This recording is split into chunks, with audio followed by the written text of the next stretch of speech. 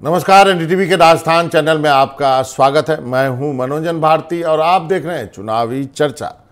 आज चुनावी चर्चा में बात करेंगे राजस्थान विधानसभा चुनाव को लेकर के। सभी बड़े नेता जो हैं चुनाव प्रचार में अब राजस्थान में ही जुटे हैं। प्रधानमंत्री मोदी ने आज भीलवाड़ा में हुई सभा में कांग्रेस पार्टी के जन घोषणा पत्र को गुमराह पत्र बताते हुए कहा कि कांग्रेस पार्टी जनता को चुनाव से पहले गुमराह करने की कोशिश कर रही है, जबकि बीजेपी का गारंटी रथ कांग्रेस की घोषणा से पहले जनता के बीच जिलों में पहुंच चुका है। इससे पहले एक अन्य सभा में डूंगरपुर के सागवाड़ा में भी उन्होंने सभा को संबोधित किया। उन्होंने कहा कि मोदी ने कांग्रेस पर उन्होंने निशाना साधा, साथ ही उन्होंने सचिन पायलट और सीएम गहलोत में चली लंबी खींचतान के मुद्दे पर कहा कि राजेश पायलट की सजा उनके बेटे को दी गई है। जिसने भी कांग्रेस के परिवार के खिलाफ कुछ बोला वो मरा समझो, ऐसे हालात हैं। प्रधानमंत्री ने कहा कि मैं भविष्यवाणी कर रहा हूं कि राजस्थान में कभी भी गहलोत सरकार की नहीं बनेगी। उन्होंने कहा कि कांग्रेस के लोग होर्डिंग में दलित नेता मल्लिकार्जुन खड़गे की फोटो नहीं लगाते हैं। बागर आदिवासी क्षेत्रीय में कांग्रेस के कुशासन को झेला, ऐसा प्रधानमंत्री का कहना था। पेपर लीक के मुद्दे पे भी उन्होंने कहा कि कांग्रेस युवाओं का भविष्य खराब कर रही है। क्या कहा है प्रधानमंत्री ने, ये सुनाते हैं आपको।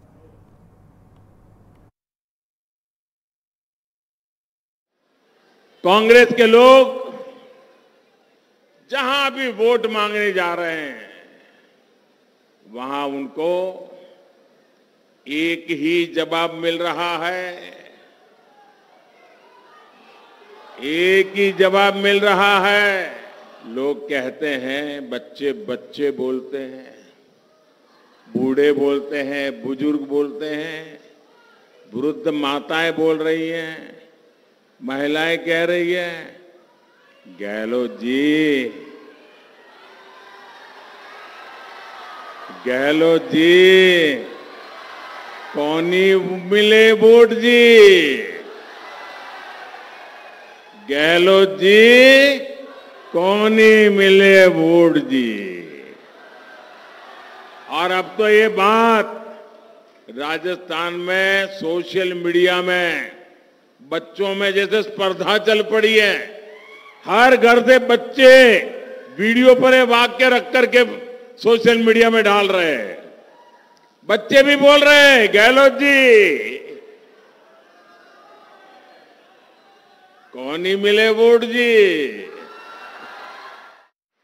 कांग्रेस चाहे वादों की पूरी लाल डायरी उसी को लेकर के क्यों न घूमती फिरे, मोदी की गारंटी इनके हर झूठे वायदों पर भारी है। गरीब कल्याण, जन कल्याण को लेकर कांग्रेस से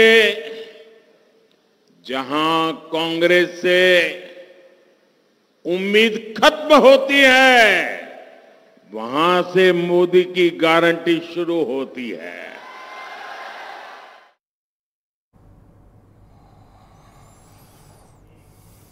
राजस्थान के लोगों को गुमराह करने के लिए कांग्रेस ने कल अपना गुमराह पत्र जारी किया है। इस गुमराह पत्र कांग्रेस ने वही चालाकी दिखाई है जो पिछले 7 दशकों से करती आ रही है। तो ये आप प्रधानमंत्री को सुन रहे थे। लगातार रैलियों का दौर जो है राजस्थान में चल रहा है। सभी नेता जो हैं वहाँ पे रैलियां कर रहे हैं क्योंकि अब ज़्यादा वक्त वहाँ पे बचा नहीं है। कल ही जो है चुनाव प्रचार का आखिरी दिन होगा, 25 तारीख को वोटिंग है।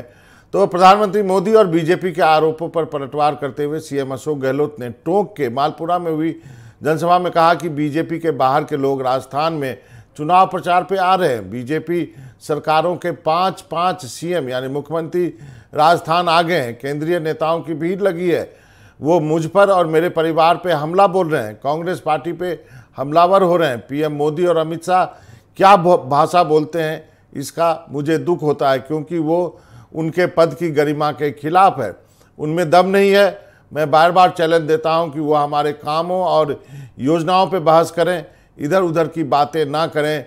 ये दिल्ली का नहीं राजस्थान का चुनाव है, ये कहना है राजस्थान के मुख्यमंत्री अशोक गहलोत का। केरला से हमारे यहाँ भी समझदार लोग हैं, समझते हैं, सब गुणा भाग करते हैं, लेखा जोखा करते हैं सरकारों का। हमारे यहाँ पढ़े लिखे कम हो सकते हैं हिंदुस्तान में, पर अक्ल होशियारी में दुनिया के मुल्कों से कम नहीं हमारे लोग भी ऐसे लोग हैं। तो मैं कहना चाहूंगा आपको कि हमने क्या किया, अगर केरला में सरकार रिपीट हो सकती है तो हमारे यहाँ क्यों नहीं हो सकती, हमारे यहाँ भी हो सकती है। आपका आशीर्वाद चाहिए। तो आप अशोक गहलोत को सुन रहे थे और उसके पहले प्रधानमंत्री को भी आपने सुना। हमारे साथ हमारे दो मेहमान हैं, डॉक्टर अविनाश हैं और आलोक कुमार जी भी हैं हमारे साथ। डॉक्टर अविनाश शर्मा जी हमारे साथ जुड़े, आलोक जी भी जुड़े हुए हैं। अविनाश जी, आपसे सबसे पहले ये जानना चाहता हूँ कि अब जो है मुझे लगता है कि 24 घंटे ही बचे हैं चुनाव प्रचार को ख़त्म होने में। कल 5 बजे के बाद चुनाव प्रचार ख़त्म हो जाएगा। तो क्या लगता है कि पूरी जो ताकत है दोनों पार्टियों ने झोंक रखी है राजस्थान में ही? अविनाश जी। जी, अब मैं आपको ये बताना चाहूंगा कि चुनावी मौसम है, चुनावी वर्ष है, तो दोनों ही पार्टियों ने बिल्कुल पूरी ताकत लगाई है और बीजेपी भी कम बैक करना चाह रही है और कांग्रेस सत्ता की परिपाटी को रिपीट करना चाह रही है कि दोबारा फिर से कांग्रेस। तो इसमें कहीं ना कहीं एक चीज देखने की आवश्यकता जरूर है कि कांग्रेस अपनी नीतियों के बल पे कांग्रेस ने जो भी नीतियां अपनाई है, चाहे वो चिरंजीवी योजना की हो, चाहे वो कुछ और प्रकार की रही है जो कांग्रेस ने आटा दाल चावल देने की करी है, लेकिन मैं आपको इतना जरूर कहूंगा कि प्रदेश की जनता जानती है कि 4.5 साल में आपने कुछ किया नहीं, आखिरी में 6 महीने में आपने अपना पिटारा खोल करके रख दिया है। जी आलोक जी, आपको क्या लगता है कि जनता जो है एक तरफ गारंटी है और एक तरफ का शासन काल भी है, उसको भी जज करेगी, एक तरफ जो है संकल्प पत्र है, जो वादे हैं और प्रधानमंत्री का चेहरा है। तो जो राजस्थान का ये चुनाव है प्रधानमंत्री के चेहरे और अशोक गहलोत के उनके बीच ही लड़ा जा रहा है। देखिए, मेरा मानना है कि अगर मैं राजस्थान का वोटर हूं, मैं इमेजिन करता हूं तो ज्यादा हमारे दर्शकों को बात समझ में आएगी। मैं राजस्थान का वोटर हूं, मैंने कहा भाई पंजा मतलब गहलोत, राहुल गांधी तो है नहीं। अब हमने सोचा साहब कमल मतलब अगर नरेंद्र मोदी जी का चेहरा आ रहा है तो क्या मोदी जी राजस्थान के मुख्यमंत्री बनने जा रहे हैं? वहां बीजेपी के पास एज नहीं है। बीजेपी वो एज लूज कर रही है। बीजेपी का वो कमजोर पॉइंट है कि उनके पास राज्य नेतृत्व तो बताने के लिए नहीं है। जहां बीजेपी के पास राज्य नेतृत्व तो बताने के लिए नहीं होता, वहां कमल का फूल आगे कर देते हैं। जहां राज्य नेतृत्व तो बताने के लिए होता, कहते हैं हमारा नेतृत्व तो बड़ा अच्छा है। तो बीजेपी अपनी जो राज्य की राजनीतिक लड़ाई को नरेंद्र मोदी जी के पीछे छुपाने की कोशिश करती है। अपने जो पॉलिटिकल डिस्प्यूट है उनको जो उनका सबसे ताकतवर चेहरा है उसका वो उपयोग करते हैं। तो मोदी एक सबसे ताकतवर चेहरा है, इसमें कोई डाउट नहीं है, लेकिन ताकतवर चेहरा का उपयोग आप कहां करेंगे ये भी तो ध्यान में रखना है। अशोक गहलोत जैसा ताकतवर फेस, और मैं पहली बार ऐसा देख रहा हूं राजस्थान में पिछले 10-15-20 सालों में कि कांग्रेस जीते या हारे वो एक अलग मैटर है, लेकिन कांग्रेस हार मानने के लिए तैयार नहीं। रहेगी बात यह कि आखिरी के 6-8 महीनों में घोषणाएं, ऐसा कौन सी सरकार है, चाहे बीजेपी की हो, चाहे कांग्रेस की हो, चाहे अरविंद केजरीवाल की हो, चुनाव के पहले सभी लोग और नए वादे करते हैं और कांग्रेस भी वो वादे कर रही है। और पिछले 4.5 साल का शासन देखें तो कुछ डिस्प्यूट्स के सिवाय वो हर राजनीतिक दल में होते हैं। अशोक गहलोत का शासन उतना बुरा भी नहीं रहा और उसी शासन के बल पर वो कम से कम चुनाव के पहले हथियार डालने के मूड में नहीं है। ये लड़ रही है कांग्रेस पार्टी। ये आपने बहुत अहम पॉइंट कहा है। अविनाश जी के पास जाना चाहूंगा। अविनाश जी, कम से कम बहुत सारे लोग ये मानते हैं कि इस बार वैसी वेव नहीं है, जो एंटी इनकम्बेंसी एक वेव जो है वो वैसी नहीं है। और एक बात तो ये बात भी माननी होगी, कांग्रेस पहली बार हार मानने को तैयार नहीं दिख रही है, जैसा कि आलोक जी कह रहे हैं। ऐसे में बीजेपी का प्रधानमंत्री को आगे करके या कमल के फूल को आगे करके चुनाव लड़ना कितना जो है एक स्ट्रेटेजी के लिहाज से कितना सही है या गलत है? देखिए, मैं आपको ये बता दूं कि एंटी इनकम टैक्सी नहीं है इस बार चुनाव में, ये बात बिल्कुल ठीक है, क्योंकि अशोक गहलोत की सरकार ने जो 2 साल पहले एक फैसला लिया था ओपीएस का, ओल्ड पेंशन स्कीम का, तो एंटी इनकम टैक्सी होने का तो सवाल ही पैदा नहीं होता, पहली बात। दूसरा, मैं आपको ये कहना चाहूंगा कि अशोक गहलोत एक बहुत ही राजनीतिक तौर पे बहुत, उनका 50 साल से भी ज्यादा का एक अनुभव है, तो उस अनुभव के आधार पर ठीक है, वो सोच रहे हैं कि हम कर सकते हैं सत्ता में वापसी। सरकारी कर्मचारियों के प्रति उनकी एक संवेदनाएं भी थी कि ओपीएस लागू करेंगे, ये करेंगे, जो भी था। और अभी उन्होंने अपने घोषणा पत्र में भी कहा कि हम इसको कानून बनाएंगे कि कोई भी सरकार आती है तो इसको दोबारा चेंज नहीं कर पाए। तो मेरे जहां तक ये समझ में आता है कि प्रदेश की जनता ने ये भी तो देखा है कि आपने 4.5 साल कुछ करते नहीं है, आप अपनी लड़ाई में उलझे रहते हैं। अब आप एक हो जाते हैं, कब आप एक हो जाते हैं, कब आप अलग हो जाते हैं। तो आई डोंट थिंक सो कि कांग्रेस सत्ता में वापसी कर पाएगी। नहीं, मैं ये नहीं जानना चाह रहा हूं। मैं ये जानना चाह रहा हूं कि जो आप कह रहे हैं लड़ाई झगड़े, वो तो दोनों पार्टी में है। बागियों की संख्या देखिए, मेरे ख्याल से बीजेपी में बागियों की संख्या 2-4 अधिक ही है कांग्रेस से। तो अविनाश जी, ये पार्टी तो चुनाव में जाती है जिसको टिकट नहीं मिलेगा, यदि ऐसी स्थिति नहीं होती तो बीजेपी को, सांसदों को क्यों उतारने की जरूरत पड़ी? ये एक बहुत बड़ा सवाल है। इसके जवाब में आप क्या कहेंगे? देखिए, बीजेपी ने अगर अपने 7 या 8 सांसद उतारे हैं एमएलए के चुनाव में, तो वो लोग हैं जो जनता में ऑलरेडी अपनी एक पैठ बनाए हुए हैं, एक अपना एक अलग से उनका एक नजरिया रहा है। दूसरा, मैं आपको ये कह दूं कि भारतीय जनता पार्टी का एक जो कार्यकर्ता होता है, तो भारतीय जनता पार्टी अकेले अपने दम पे कभी भी कुछ भी नहीं कर पाती, ये बात ठीक है, क्योंकि भारतीय जनता पार्टी के पीछे एक ऐसा संगठन लगा हुआ है जो भारतीय जनसंघ के नाम से, आरएसएस के नाम से सब जानते हैं उसको, और आरएसएस की पकड़ गांव-गांव तक और व्यक्ति से व्यक्ति को जोड़ने का काम एक आरएसएस करता है। तो पहली बात तो ये हो गई। दूसरा कि जनता इस बात को भी भली भांति समझती है कि आखिरी में आप योजनाएं लागू नहीं करते, आपको योजनाएं लागू करने के लिए 4.5 साल का इंतजार करना पड़ता है। अरे, जिस दिन से सरकार बनी है उस दिन से आप सरकार बनाते जनता की भलाई के लिए, तो आपको पहले दिन से ही योजनाएं लागू करनी। नहीं, ये वाजिब सवाल, ये अविनाश जी, ये आपका वाजिब सवाल है कि 4.5 साल का आप काम नहीं करते हैं, 6 महीने काम करते हैं।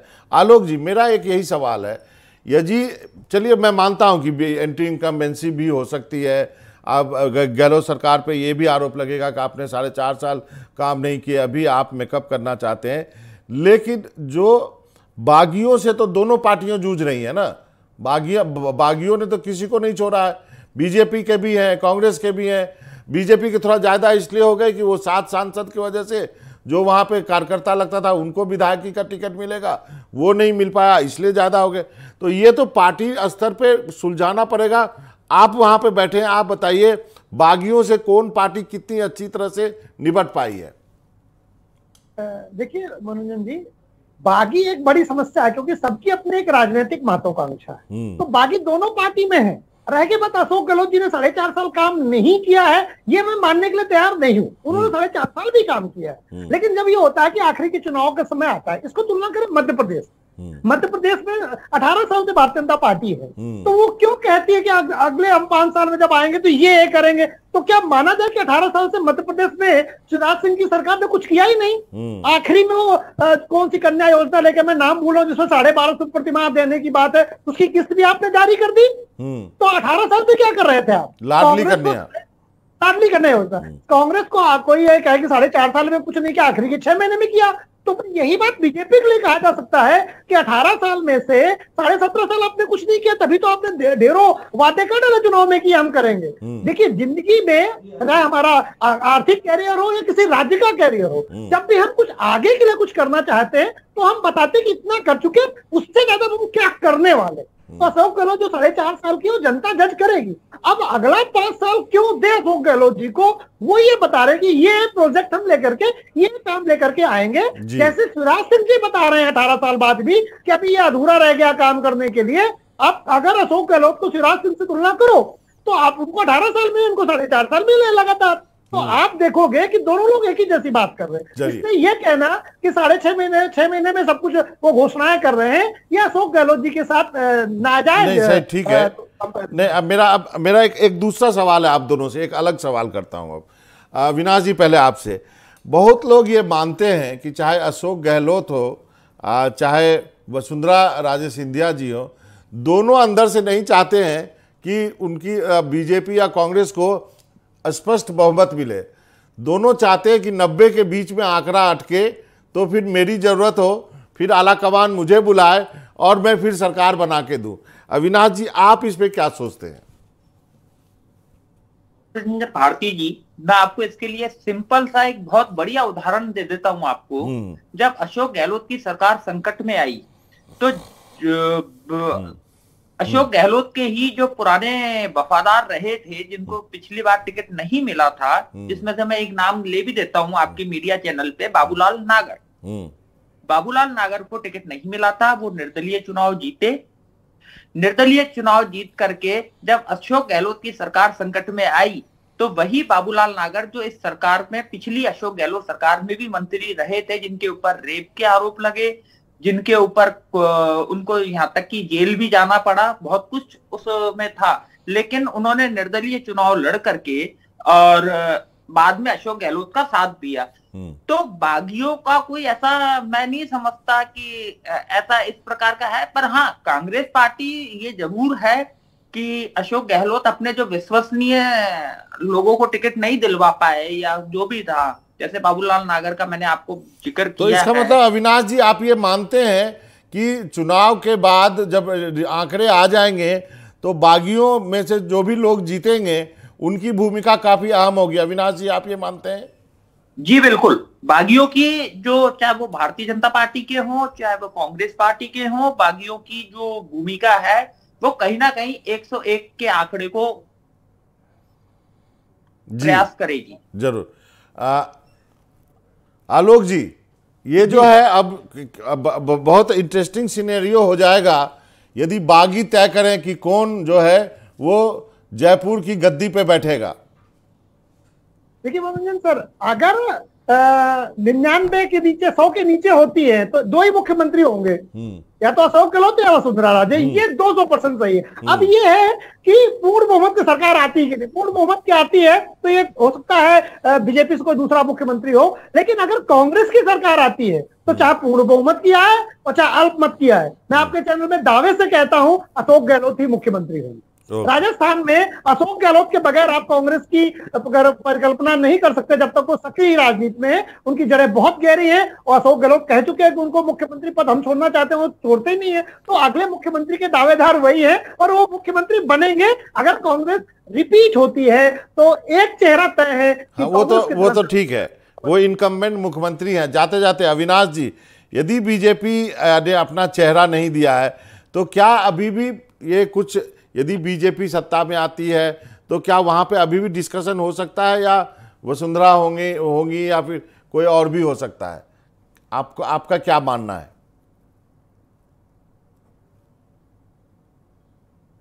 अविनाश जी, आपको मेरी आवाज आ रही है? अविनाश जी से हमारा संपर्क टूट गया है। तो एक आलोक जी, आप ही से इसका जवाब दे दीजिए। क्या आपको लगता है बीजेपी में, यदि बीजेपी सत्ता में आती है तो क्या वहां पे क्या वसुंधरा राजे होंगी, या फिर आपको लगता है कोई नया चेहरा भी बीजेपी दे सकती है?